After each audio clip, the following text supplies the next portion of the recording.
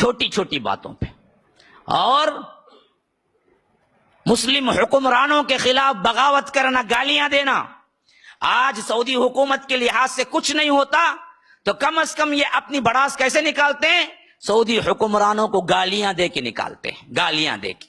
آپ نے دیکھا ہوگا بہت سے لوگ سعودی حکمرانوں کو صرف گالیاں دے کے اپنی بڑاس نکالتے ہیں۔ کیوں؟ یہ ان کا اندر کے پھپولے ہیں جو پھٹتے ہیں کہ اصل میں ان کو ہونا ہی نہیں کہ ہمیشہ اہل سنت کے حکمرانوں کے خلاف چلتے رہو۔ چھوٹی چھوٹی باتوں کو پکڑو اور نشر کرتے رہو۔ سعودیہ میں یہ ہو گیا، جوا کھانا کھل گیا، شراب ہو جائے گی، عورتوں کی ڈرائیونگ لائسنس مل گئی، فلاں مل گیا۔ کچھ بھی ہو جائے پھر بھی لاکھوں ہزاروں مسلم کنٹریز سے تو بہتر ہے۔ یہ کیوں نہیں بولتے؟ سچائی بھی تو بولو نا۔ ہم مان لیے کہ ہو رہا ہے، حالانکہ نہیں ہو رہا ہے، اس کے کنڈیشن دوسرے ہیں، لیکن پھیلانوں میں آج یوٹیوب میں آج ویڈیوز اٹھا کے دیکھو، سعودی کی حکومت ختم، سعودی برباد ہو جائے گا، سعودی میں شراب اوپن ہو گیا، امام حرم نے کیا ہے جوے کا اڈا خانہ کھولا، فلاں فلاں فلاں۔ یہ عوام کے اندر جو بڑاس ابھارتے ہیں یہ کون ہے؟ خارجی ہیں، خارجی ہیں۔ کیوں؟ ان کا فلسفہ ہی یہی ہے کہ اہل سنت کے حکمرانوں کو برملا ذلیل کرو، یا تو ان کو قتل کرو، قتل کرنے کا نہیں ہوتا تو ذلیل کرو، قتل کرنے کا نہیں ہوتا ذلیل کرو انہیں۔ اور اس ذلیل کرنے میں ہم اہل سنت کے بہت سے لوگ بھی کیا سمجھتے ہیں؟ بہت بڑا اللہ والا کیا بولتا دیکھو جی انہیں، حالانکہ یہ بھی خوارجیت ہے جو کہ ہمارے اندر آ رہی ہے۔ بعض سنیوں نے، بعض مسلمانوں نے، بعض علماء نے اسی تحریک کو بنیاد بنا کے چل رہے ہیں کہ عربوں کو گالیاں دو، عربوں کو کیا ہے منافق کہو، عربوں کو فلاں۔ ابھی میں نے ایک حیدرآباد کے ہیں خالد سیف اللہ رحمانی، بہت بڑے مانے ہوئے ہیں لیکن تحریکی ذہنیت کے ہیں، حنفی ہیں، لکھا کہ پورا کیا ہے عرب دنیا میں نفاق چھایا ہوا ہے۔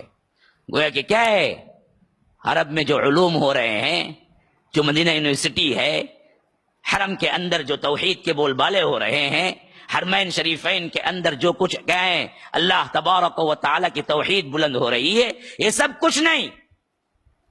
اور برملا ایران کی سپورٹ کرتے ہیں، کہتے ہیں کہ اگر کوئی اسلامی حکومت ہے تو دنیا میں ایران ہے،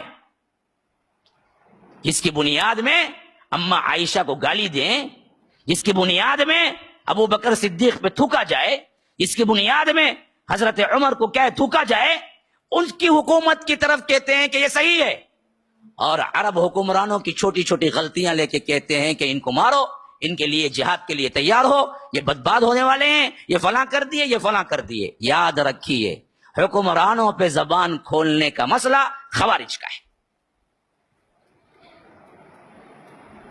یہ چیز اہل سنت کی نہیں ہے۔ اصلاح کا طریقہ اور ہے، موقع ملے تو وہ کرو، وہ ائمہ بالکل کر رہے ہیں، وہاں پر خاموش نہیں بیٹھے ہیں، جان ہتھیلی پہ رکھ کے بھی حکمرانوں کو کیا ہے برابر وہاں پر جہاں تنبیہ کرنا ہے وہ کر رہے ہیں۔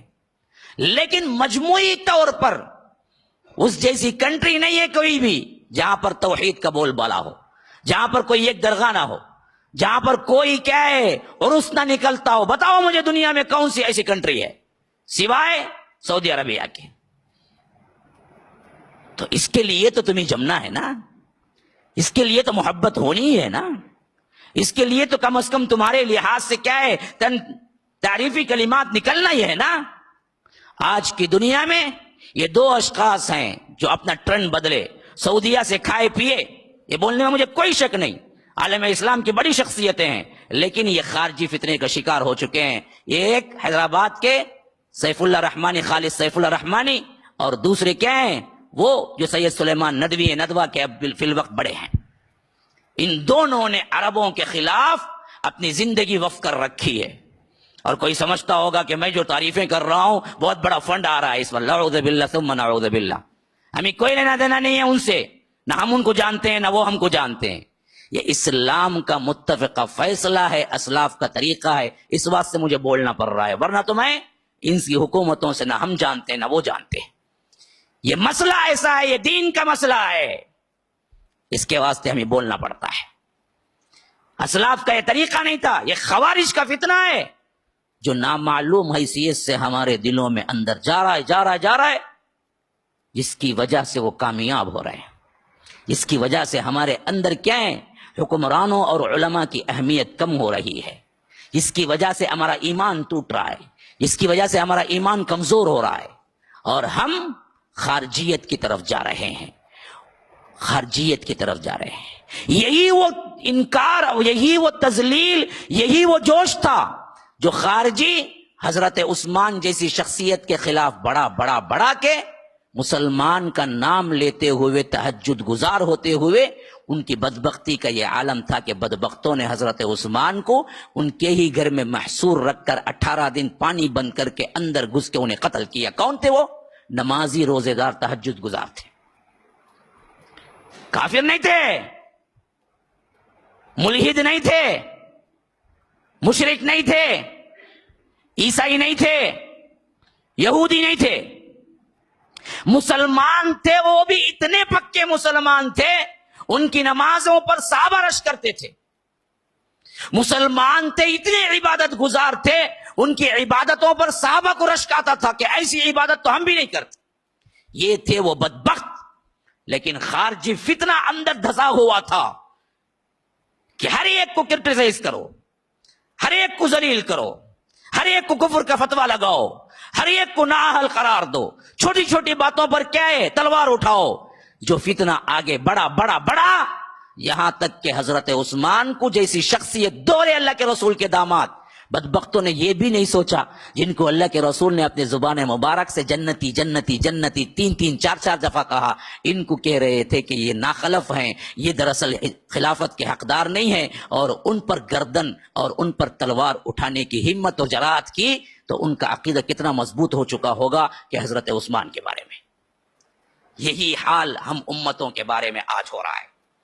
آج آپ یوٹیوب کھولیے، کتنے ایسے ہیں جو چیخ رہے ہیں، ہنس رہے ہیں، خوش ہو رہے ہیں کہ سعودی ختم ہو رہا ہے، فلاں ہو گیا، اب وہاں پر کیا ہے، ایسا ہو گیا، اب دیکھو کیا ہونے والا ہے، یہ کتے یزید کے اولاد ہیں، لکھنے والے یہ سب لکھے ہوئے ہیں نیچے کمنٹس پہ، یہ انگریز کی اولاد ہیں، یہ تو مرنا ہی ہے۔ لکھتا کون؟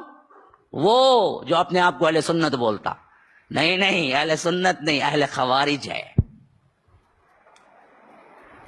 ہم ان کو یہ نہیں بولتے، ہم بولتے کہ یہ عقیدہ درست نہیں ہے۔ ہم نے انہیں خنزیر کی اولاد، کتے کی اولاد، انگریز کی اولاد نہیں بولا، لیکن یہ برابر ہمیں بولتے ہیں۔ تو سمجھ لو کون انصاف پہ ہے، کون انصاف پہ نہیں ہے، کون خارجیت پہ ہے، کون خارجیت پہ نہیں ہے۔